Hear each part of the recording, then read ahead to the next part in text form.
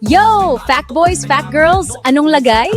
Napansin mo ba, kapag bigla kang natawa, yung tipong hindi mo napigilan, parang automatic, whoop, aakyat yung kamay mo at tatakpan yung bibig mo. O kaya naman, kapag may biglang sumigaw sa likod mo, o may shocking na balitang narinig, napapahawak ka sa bibig mo na parang may pipigilan. Walang nagsabi sa'yo na gawin mo yun. Pero ginagawa mo, hindi ba? Ginagawa ko din yan. So, bakit nga ba ganun? Sumubaybay, subscribe, subscribe. Fact your day, fact size and history. Fact your daily legends, what ifs and mystery. Fact your daily, bawat araw bagong discovery. Unahin natin yung pinaka-basic. Kapag nagugulat tayo, may tinatawag na startle reflex. Ito yung automatic na reaksyon ng katawan kapag may biglang stimulus. Malakas na tunog, biglang galaw, o unexpected na pangyayari. Mabilis kang kukurap, aangat yung balikat mo, minsan mapapaurong ka pa.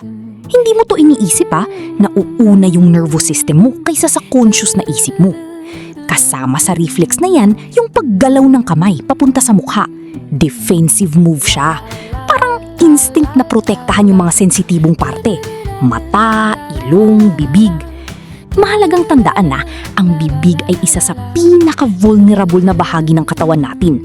Diyan pumapasok ang hangin at pagkain.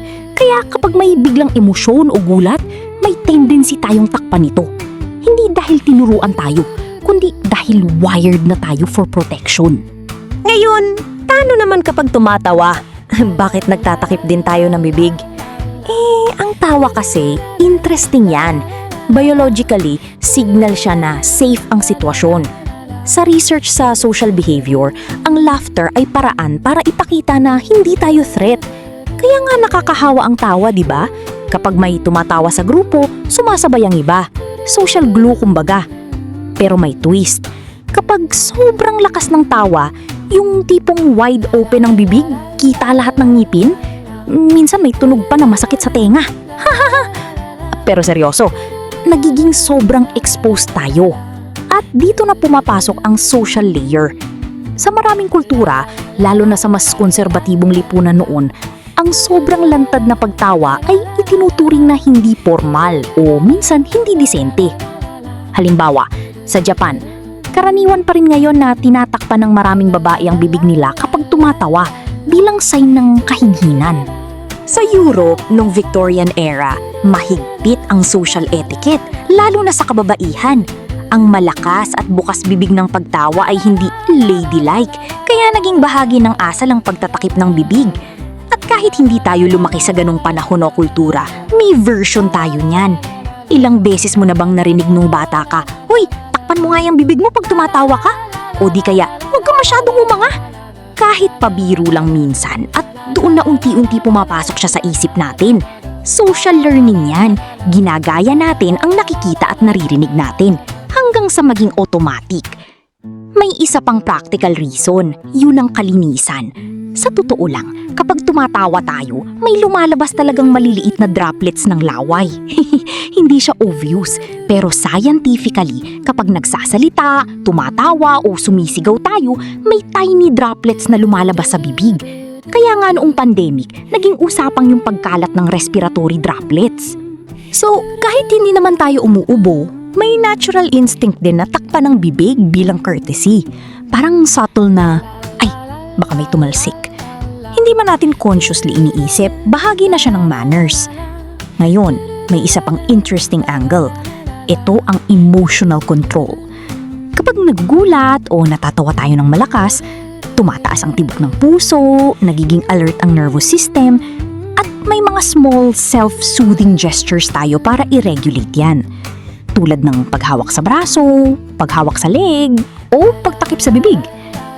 Sa body language studies, ang pagtakip sa bibig ay minsan konektado sa pagpipigil. Parang simbolikong, sandali lang.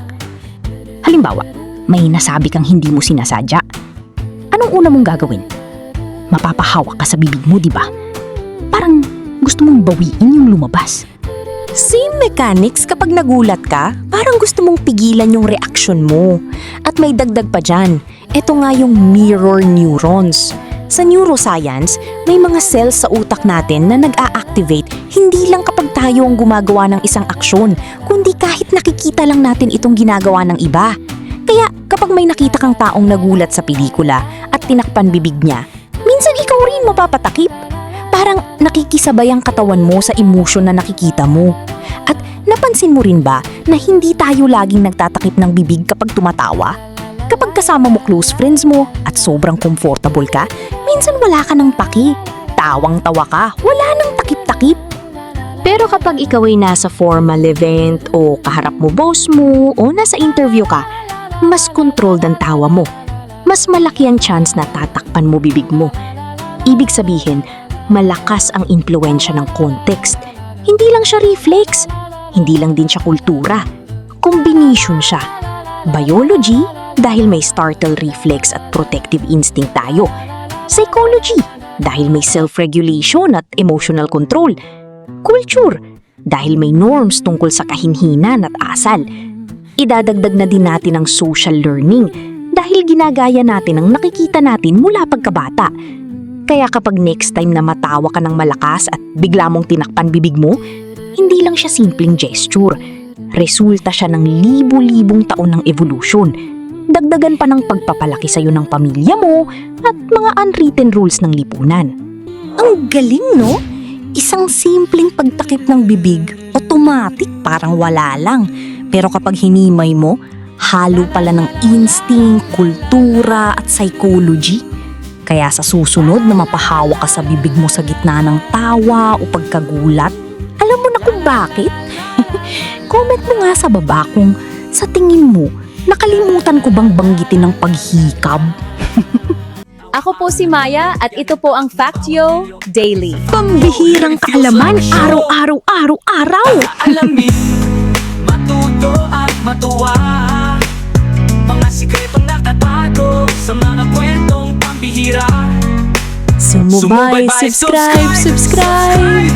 Grabe, sintonado eh. History, Factio Daily. Legends, what is a mystery? Factio Daily, bawat araw bagong discovery. Sumubay at matuto. Factio baby, yo!